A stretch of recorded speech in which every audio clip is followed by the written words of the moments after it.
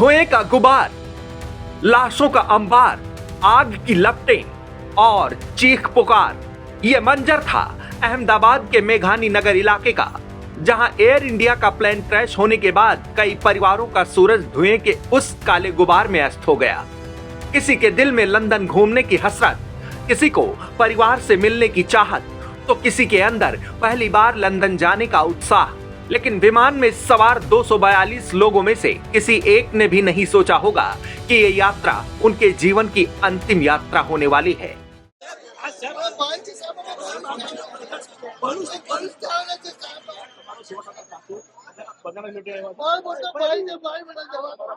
हाँ, मेरी शादी था, वो अमृतसर थी और लंदन जा रही थी। प्लेन क्रैश हो गया है, अभी देखने भी नहीं मिला। देश का तो दस्तूर है कि जब किसी बड़े हादसे में कोई जगह मौत की मंडी बन जाती है तो वहां जनता को मुआवजे के तराजू में तोला जाता है।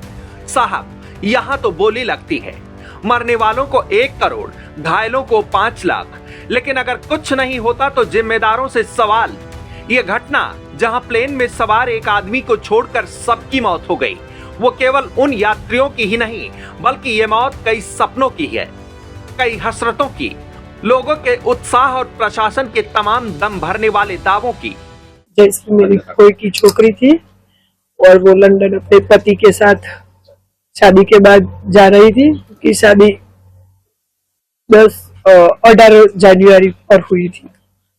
3 महीने पहले वो लोग 10 ही दिन 15 ही दिन साथ में रहे थे। ये घटना छोड़कर जाती है कई सवाल नागरिक उड्डयन मंत्रालय से, सवाल उनके कानूनों पर, सवाल उस चेकिंग सिस्टम पर जिसके बाद फ्लाइट को टेक ऑफ करने की परमिशन दी जाती है।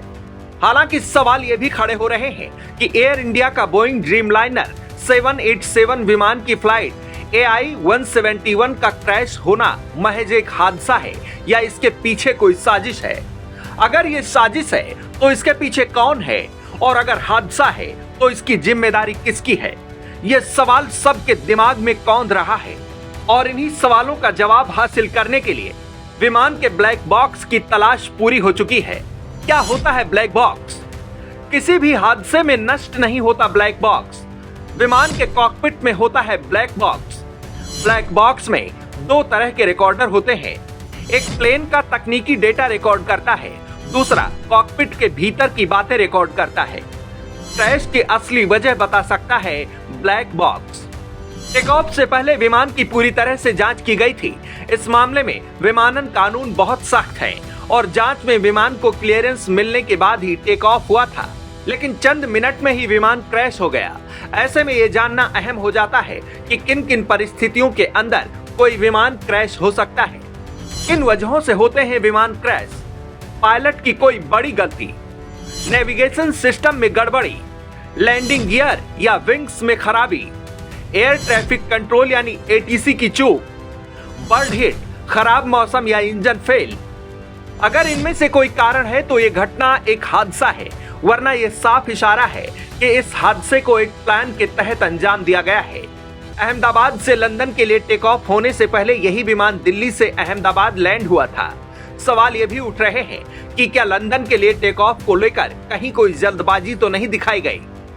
सवाल यह है कि इतनी ऊंचाई पर जाकर क्या विमान के इंजन बंद हो गए थे? क्योंकि पायलट ने तेजी से नीचे गिरते हुए विमान को ऊपर उठाने की कोशिश जरूर की होगी, लेकिन शायद वक्त बहुत कम था, मात्र 50 से 55 सेकेंड।